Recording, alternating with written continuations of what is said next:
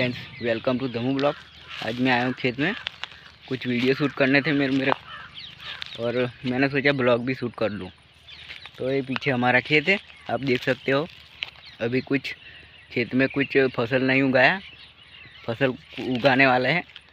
और मैंने जो वीडियो शूट किया था वो आपको वीडियो में देखने को मिल जाएगा। तो अब मैं जाऊँगा घर पे। धन्यवाद। वीडियो पसंद आए तो वीडियो को लाइक, चैनल सब्सक्राइब जरूर करें। Thank you.